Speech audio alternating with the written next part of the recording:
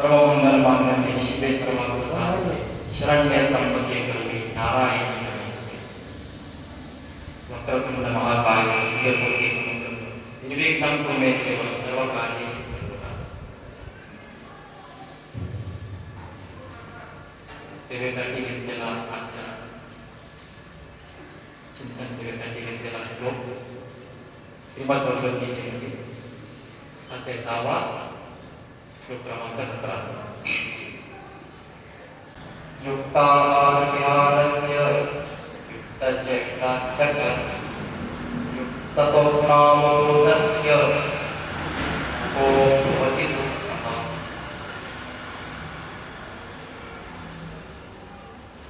प्रस्तुत प्राप्त चिंतन सेवेसाठी घेतलेला हा तो श्लोक आहे।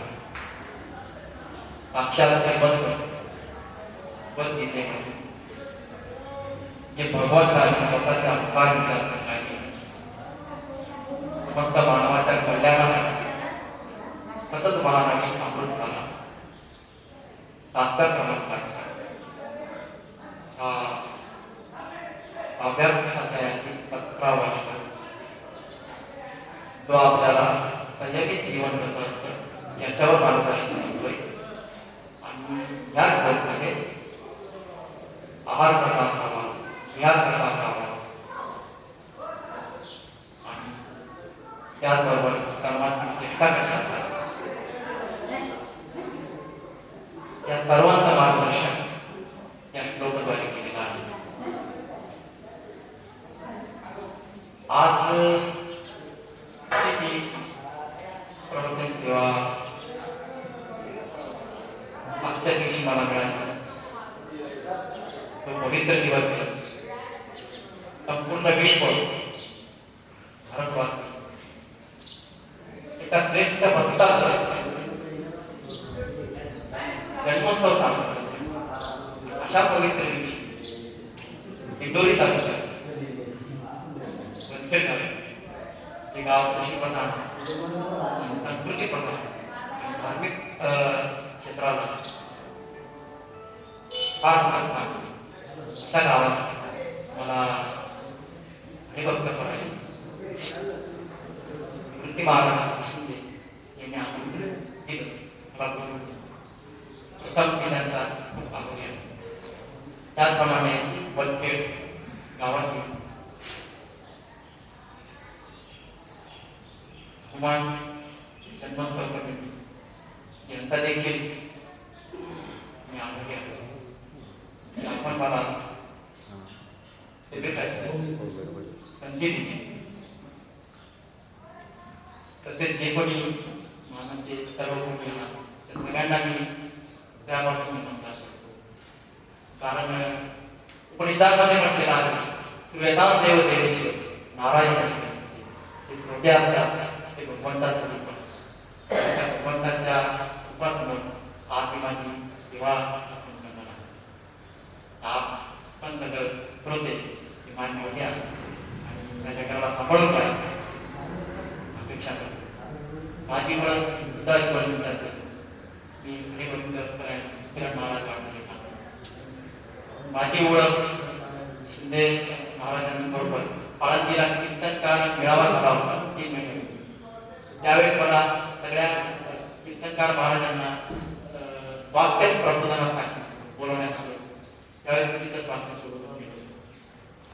हा जो आज विषय आपण तो घेणार आहोत की कुठलाही आजार असतो 15 दिवसामध्ये बीपी असतो, डायबिटीस असतो, थायरॉइड असतो, हातपाय मनपासून असतो किंवा आपण कुठल्याही प्रकारचा त्रास असतो आपल्या घरातूनच कसा बरा होतो याबद्दल मी तुम्हाला मार्गदर्शन करणार आणि खरं सांगतो इतका सुंदर विषय आपल्याला आपल्या संस्कृतीने दिलेला आहे. प्रभू रामचंद्र 14 वर्ष वनवासामध्ये राहिले. त्यांनी काय आहार केला? तरही आहार शाकपरखंड थोडे ब्रह्म सच्चिदानंद 14 वर्ष वनवासामध्ये त्यांनी सत्याहार पाहिजे. विरामचित मानमध्ये सगळा उपयोग आहे.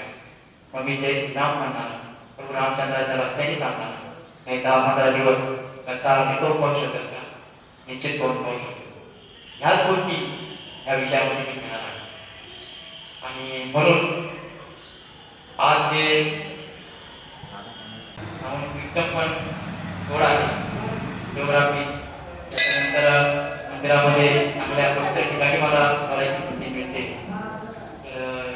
भगवंताला सांगेल आपल्या वळे नाही बोलत होतं आता खूप भगवंत वाचायचे भगवंता बोलून घे कारण आता मी जे काही सांगणार आहे ते माझं काही नाही पुढील भांडार याचा हा माझा सीतामा माझा पाराव आहे. तर आजच्या दिवसाची जी आता सुरुवात आहे प्रवचनाची त्याच्यामध्ये आज जो विषय आहे सगळ्यात महत्त्वाचा तो पहिला भगवंताविषयी जो भगवंताचा सगळ्यात श्रेष्ठ भक्त आहे त्याच्याविषयी आणि तिथून पुढे आपण मग रसा तर भक्तांमध्ये जर श्रेष्ठ भक्त कोण असेल तर हनुमंत आहे.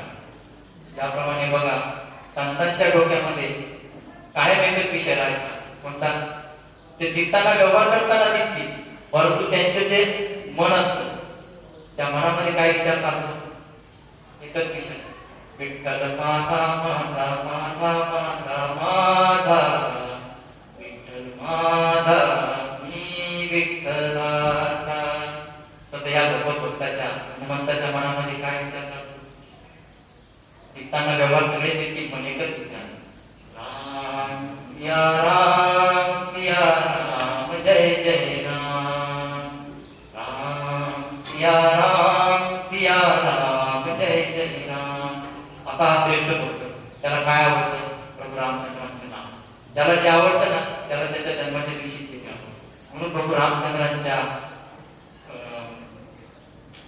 जे पवित्र नाव त्या नावाने आपण ते सुरुवात केली ते हनुमंताला निश्चित आवडणारी भक्त आहे म्हणून त्यांच्याच लोकांनी पण सुरुवात करू. रामो राजमणी सदा विजयते रामं रमेशं भजे रामेणाभिहता निशाचरचं रामाय तस्मै नमः. रामान्नास्ति परायणं परतरं रामस्य दासोऽस्म्यहं रामे चित्तदया सदा भवतु मे. ओ राम पाकुद्धर कारण सगळ्यांचा उद्धार करणारे प्रभू रामचंद्रचे जोपर्यंत आतमध्ये राम आहे ना तोपर्यंत राम राम. आता राम निघून गेला ना का राम नाम सत्य कोणी विचारत नाही. शेवटी त्याला शरीराला वाणी म्हणतात नावाने हात नाही मारत. म्हणून मला सांगायचं काय आहे हा प्रभू रामचंद्र उद्धार करणारे आहे. मग अशा रामाच्या भक्ताची आठवण आणि अशा भक्ताचा आज आपण जन्मोत्सव साजरा करतो याच्यापेक्षा किती मोठा आनंद दुसरा पंथ असेल म्हणून त्याची आठवण करू आपण. मनोजवमातुल्य वेगम जिते यत्पुतिमतां परिक्कम वातात्मजपानरयूतमुख्यं श्रीरामदूतं शरणं प्रपद्ये. भगवंत त्याची आठवण करतात असं जर कोणी असेल तर ते हनुमंत. आपण जर बघा भक्तीच्या 9 पायऱ्या आहेत. नवविधा भक्ती श्रवणं कीर्तनं विष्णुस्मरणं पादसेवनं अर्चनं वंदनं दास्यं सख्यं आत्मनिवेदनं. याच्यामध्ये सख्य भक्ती म्हणजे मित्रत्व. सख्य भक्तीचं जर कोणी उदाहरण तुम्ही जर आठवाल तर कोण आठवतो डोळ्यासमोर कोण येतं म्हणून भगवंत सुद्धा त्याला सांगतात म्हणतात भक्तो सेवी सखाचे रहस्य भेद उत्तम. त्याला सांगतात अर्जुना माझा सखा आहे आणि नुसताच सखा नाही 6व्या अध्यायामध्ये विभूतियोगात म्हणतात मानवानां धनंजया आणि तू माझी विभूती आहे. आणि ज्याच्या श्वासातून कृष्ण कृष्ण नाव निघतं असा जर कोणी असेल तर तो अर्जुन. म्हणून सत्य भक्ती ज्यावेळेस डोळ्यासमोर येते त्यावेळेस अर्जुनाचं नाव येतं. ज्यावेळेस दास्य भक्ती डोळ्यासमोर येते त्यावेळेस हनुमंताचं नाव घेतो. बघा विश्वामध्ये कुठे जा मला प्रभू रामचंद्रांच्या मंदिरामध्ये हनुमंत नाही असं कुठेही दिसत. असं एकही मंदिर नाही की तिथं प्रभू रामचंद्र आहे पण हनुमंत नाही. जे भगवंताचं मंदिर भक्ताशिवाय पूर्ण होत नाही. असं जर कोणी भक्त असेल ते आहे एवढ्या श्रेष्ठ भक्ताचं आज आपल्याला चिंतन करायचं आहे. हनुमंताच्या बद्दल मला आता दृष्टांत आठवतो. ज्यावेळेस पाण्यामध्ये समुद्रात दगड टाकत होते तर ते टाकत असताना रामाचं नाव लिहिलं तर ते तरायचे. त्यावेळेस प्रभू रामचंद्रांपर्यंत ती बातमी असते का माझं नाव लिहिलं रामाचं नाव लिहिलं तर दगड करतात. ठीक आहे बघू तर खरं. ज्यावेळेस प्रभू रामचंद्रांपर्यंत ही बातमी जाते त्यावेळेस ते काय करतात ते सगळे जण जेव्हा झोपतात ना त्यावेळेस ते मध्यरात्री उठतात आणि मध्यरात्री उठून ते समुद्राकडे चालायला लागतात. त्यावेळेस हनुमंत जागेत असतात. कारण आपल्याला वाटतं का ते सावलीप्रमाणे सावली सुद्धा कधी साथ करते परंतु हनुमंत हे श्वासाप्रमाणे प्रभू रामचंद्रांबरोबर राहायचे आणि ते त्यांच्या मागं जात होते. ज्यावेळेस प्रभू रामचंद्र समुद्राजवळ गेले त्यांनी एक दगड उचलला आणि तो पाण्यात टाकला. ज्यावेळेस तो पाण्यात टाकला तो बुडाला. प्रभू रामचंद्रांना आश्चर्य वाटलं. त्यांनी परत दगड घेतला परत पाण्यात टाकला.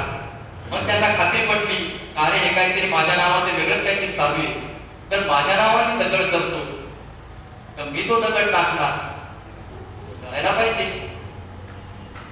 मग ते परत जायला निघतात आणि मागं वळतात तर समोर हनुमंत उभे. मग हनुमंत उभे तर हनुमंताला ते विचारतात काय हनुमंता ते काय चालवलंय तुम्ही. म्हणजे माझ्या नावाने दगड करतो मग मी तो दगड टाकला तो तर कुणाला.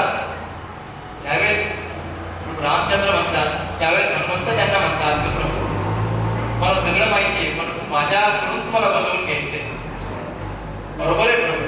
किती अडचणी येऊ भगवंताच्या कामामध्ये विचलित व्हायचे नाही. हे जर कोणी शिकवलं असेल तर हनुमंत आपण त्याच्याविषयी विषय घेणार नाही.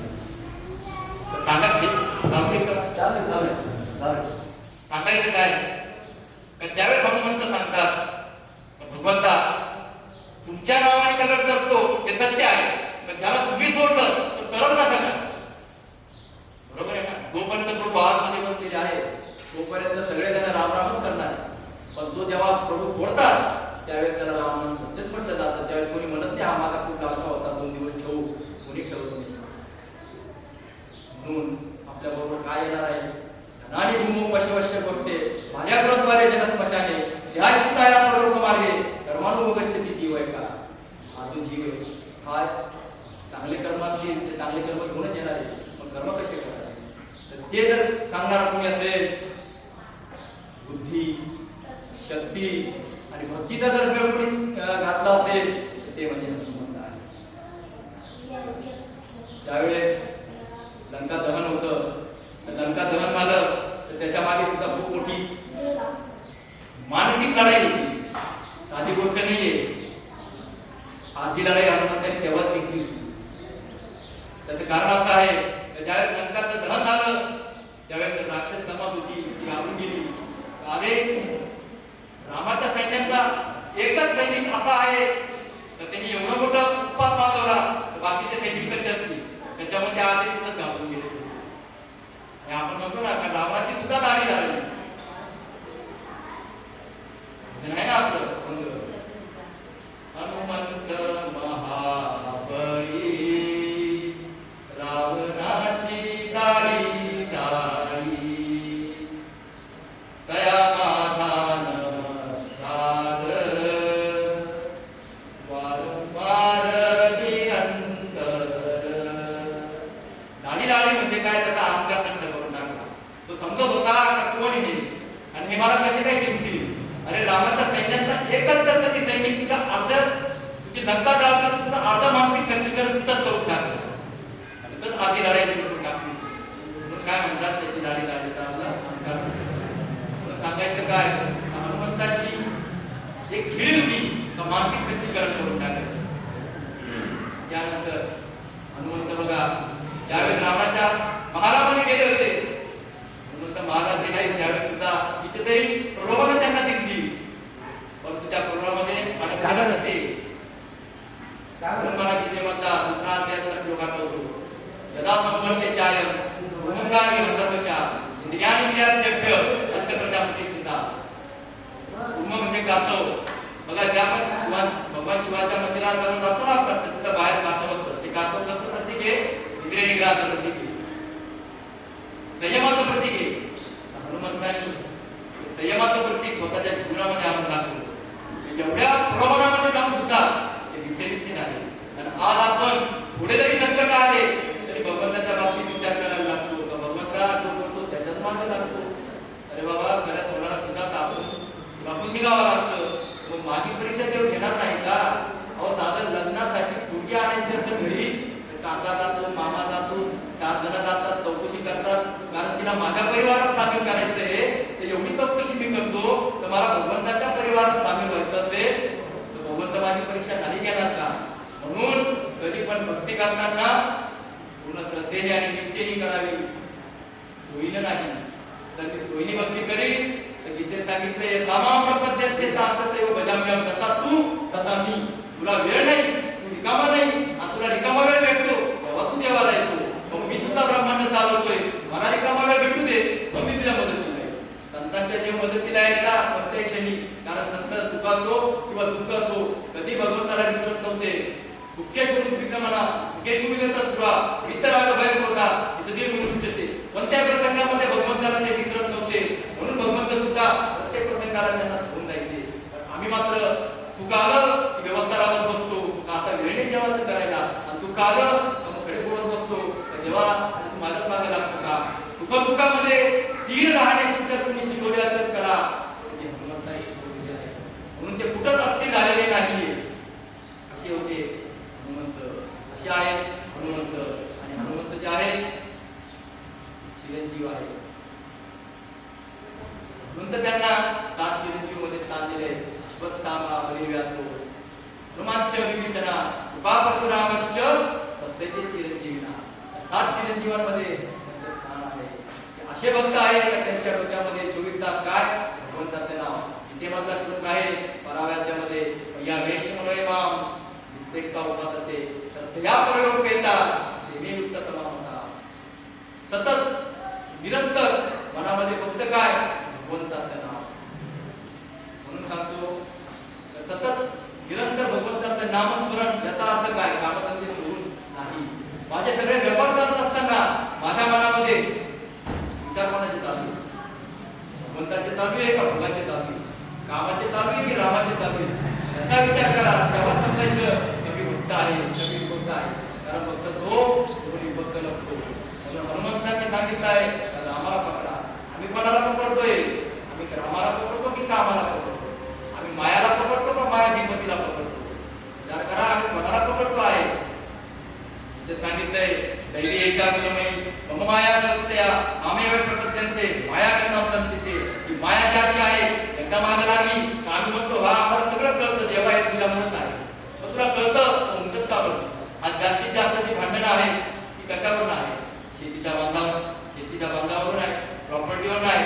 आणि तो माझा सक्का भाऊ आहे, त्याच्याबरोबर लहानाचा मोठा झालो, एकाच आईची लेकरं, का भांडणं? मला तर कळतंय सगळं, कमी घेणार काही नाहीये. म्हणतात ना, तू म्हणशील थोडे भक्ती त्याची क्षणात होईल माती. रावण मेला संकटराजी तशी तुझी गती. हे घे हरिनाम घे माया सारी सोडून दे. हात लावली तशी बाला या रजोधारी ठार. या संसारापायी माहित नाही काय आम्हाला? माहिती, सगळं माहिती. पण हे जे ज्ञान आहे ना हे आहे पण समज नाही. कारण समज असती तर थोड्याशा वस्तूंसाठी मी भांडण करत बसतो कधीच नसतो. ते अडकून नसतो पुढल्या भाषेत. कारण मला माहिती आहे जगाचा बाप तो माझ्याबरोबर चिटकून येईल तर मी काय छोट्या छोट्या गोष्टींमध्ये अडकतो. मग मी अशी कर्म का नाही करत की भगवंताला आवडेल? अशा कर्मामध्ये अडकण्याऐवजी म्हणजे आम्ही कशात अडकतोय? आम्ही मायात अडकतो, आम्ही वाचण्यात अडकतो. याच्यातूनच बाहेर काढण्याचा रस्ता आपल्याला भगवत भक्त भगवंतांनी सांगितलं आहे घे गुणाम घे, हरिनाम घे, रामनाम घे. आणि रामनाम घे म्हणजे प्रभूचं काम कर. काम करत असताना आपला संसार आपल्याला दिसत ठेवले हे पण सगळ्यात महत्त्वाचं. असा जो हनुमंत होता, अशा हनुमंताच्या मनाची शक्ती होती ती त्यांनी कशासाठी वापरली. त्याचे शरीरबल, त्याचे मनोबल, त्याचे आत्मबल त्यांनी ते कशासाठी वापरलं. स्वार्थासाठी तर सगळेच वापरताय, वापरायला पण मनाई केली, पण त्याच्यात थोडं तरी भगवंतासाठी वापरतोय का त्याचा विचार करा. त्यांनी 100% वापरलं, 10% तरी वापरतोय का. आपण जेव्हा मंदिरामध्ये येतो ना त्यावेळेस बघा आपण काय करतो, नारळ फोडतो. पण ते नारळ फोडल्यावर त्याला आपण वाटताना खोबरं नाही म्हणत, आपण प्रसाद म्हणतो. तेच नारळ घरी फोडतो त्यावेळेला आपण त्याला नारळ म्हणतो, खोबरं म्हणतो, प्रसाद नाही म्हणत. हा फरक काय, नारळ तर तेच आहे, पण मग मंदिरात फोडलं त्यावेळेस तो प्रसाद काय झाला, कारण त्याचे ते 4 तुकडे भगवंताच्या पायाजवळ ठेवले, संपूर्ण नारळ प्रसाद झालं. तसं माझं जीवन माझ्या स्वार्थासाठीच आहे, पण त्याच्यात थोडासा वेळ नियमित भगवंताच्या चरणाजवळ ठेवतोय. माझं सातत्य आहे याचा विचार करा. कारण कुठल्याही गोष्टीला सातत्याला महत्व असतं, आणि जोपर्यंत सातत्य नाही तोपर्यंत त्याचं फळ कसं मिळणार. कुठल्याही काळाखाली तो दगड असतो, त्या दगडाला एक खड्डे पडलेलं राहतं, पण ते कशाने पडलेलं राहतं, तर ते पाण्याने पडलेलं राहतं. सातत्याने जे टप टप टप टप पाणी पडतं त्याने दगडाला सुद्धा खड्डा पडू शकतो. एखाद्या घरात टँकरभर पाणी होतो, खड्डा पडेल का, कधीच पडणार नाही. कारण सातत्यात शक्ती आहे. सतू दीर्घ काळे वैगन त्याच्या सत्कारा सेवी करू शकतो. या सातत्याची जी शक्ती असते ती शक्ती भक्तीमध्ये काम करते. म्हणून भक्ती कधी सोयीने नाही, सातत्याने. म्हणून एक वेळ निश्चित जर ठेवली तर देवा ज्यावेळेस बसणार म्हणजे बसणार, त्यावेळेस भगवंत सुद्धा आपली वाट पाहत असतो. म्हणून सांगतो काही सातत्याची शक्ती ही भक्तीमध्ये फार गरजेची असते. आणि असं सातत्य शिकवलं असेल ते भगवत भक्त, म्हणून त्याची जी शक्ती आहे ती त्याने टिकवली, वाढवली, भगवंताच्या चरणी वापरली. म्हणून माझ्या घरामध्ये माझ्याजवळ येणारी कुठल्याही वस्तूला सुगंध आहे का, ती भगवंताच्या कामात वापरली जाते का, याचा विचार करा. याचा विचार आजच्या दिवशी करा. म्हणून आपण म्हणतो ना का हनुमंताला जेव्हा सीता मातेने माळ दिली होती हिऱ्यांची मोत्यांची, त्यावेळेस तो पुढून पाहत होता. का पुढून पाहत होता, जितमाला में राम नहीं वो माला है काम. त्याचं कारण असं आहे, त्याचं कारण असं आहे का माझ्या घरामध्ये जी पण वस्तू असेल त्या वस्तूला जर कधी भगवंताच्या कार्यामध्ये वापरलं जात असेल तर असू वस्तू माझ्या काय कामाची. हे भगवंताने शिकवलंय, हे हनुमंताने शिकवलेलं आहे आपल्याला त्या प्रसंगामध्ये. म्हणून ही शक्ती त्यांनी भगवत कार्यासाठी वापरली. तशी मला जी आज शक्ती मिळालेली आहे ती शक्ती मला भगवंतासाठी वापरायची असेल, टिकवायची असेल तर काय करावं लागेल, तर मला माझे शरीर मजबूत बनावं लागेल. आणि शरीर मजबूत बनणार कशाने, तर त्याचा जो रस्ता आहे भगवद्गीतेमध्ये 6व्या अध्यायामध्ये 17वा श्लोक सांगतोय, युक्त आहार विहारस्य युक्त चेष्टस्य कर्मसु युक्त स्वप्नावबोधस्य योगो भवति दुःखः. म्हणून आपला आहार विहार आपली कर्म ही सगळी जी आहे ती कशी असली पाहिजे, ती संयमित असली पाहिजे. ती कशी असतात, मग मला जर तरी माझं शरीर मजबूत करायचं असेल तर काय करावं लागेल. विचार करा, आज मला असं एक घर दाखवा त्या घरामध्ये गोळ्या औषधे नाही, एक घर मला असं दाखवा. आपण आज मंगळापर्यंत पोहोचतोय, घरात औषधाचा डब्बा वाढलाय, याच्यापेक्षा काय प्रगती आहे. आता एक व्यक्ती दाखवा, तो सांगतो मी 100 वर्षापर्यंत निरोगी राहील, कुठल्याही प्रकारच्या डॉक्टरकडे मी जाणार नाही. एक सुद्धा जण नाही, कारण प्रत्येकाला माहिती आहे त्या घरात गाडी बसलेली आहे पण टायर पंक्चर आहे, अशी आमची अवस्था आहे. आमच्याकडे विचार भरपूर आहे, पावर भरपूर आहे, पण आज देवाचं काम करायचं म्हटलं तर चालायचं म्हटलं तर गुडघे दुखतात, बसायचं म्हटलं तर कंबर दुखतं. आज विचार आज राहिलाय कमी वयामध्ये.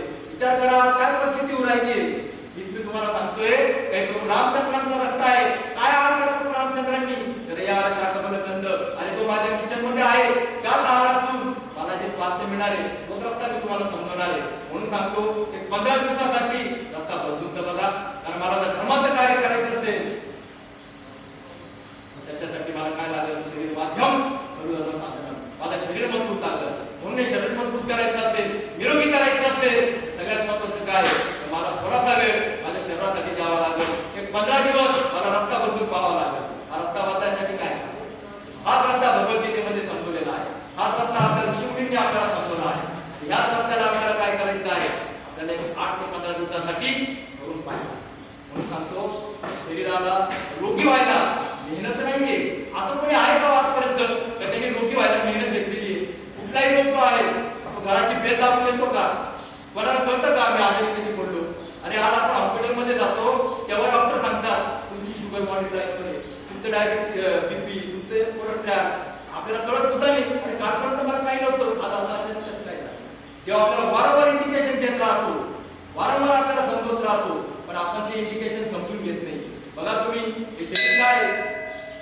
हे भगवंताचं मंदिर आहे. Body is the walking and talking temple of God. हे भगवंताचं चालतं बोलतं मंदिर आहे. सर्वसज्जामध्ये संयुक्त भगवंत या मंदिरामध्ये बसलेला आहे. अहो जिथं कचरा असतो तिथं कचऱ्याच्या ठिकाणी आपण बसत नाही.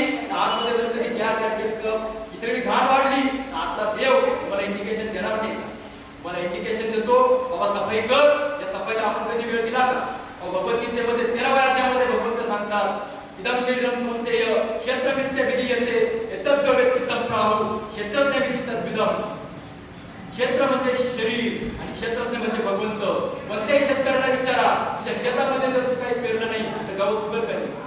निश्चित उगल, कारण गवत उगवायला मेहनत नाहीये, कचरा करायला मेहनत नाहीये, पण कचरा साफ करायला मेहनत आहे. तसं रोगी व्हायला मेहनत नाहीये, पण रोग दूर करायला मेहनत आहे. म्हणजे मेहनत करायसाठी आजपर्यंत मी काही केलं.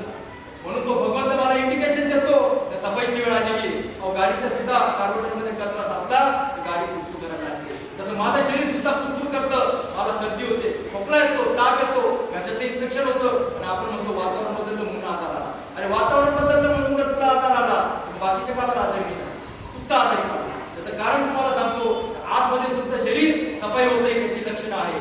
आता देव तुम्हाला सांगतोय सफाई कर, आपण सफाई करतो, आपण सफाई नाही करतो. याला ऍक्टिव्हिटीज म्हणतात. आणि त्यावेळेला आपण काय करतो? डॉक्टरकडे जातो. डॉक्टरकडे गेल्यावर डॉक्टर आपल्याला गोळ्या औषध देतात. आणि गोळ्या औषध काय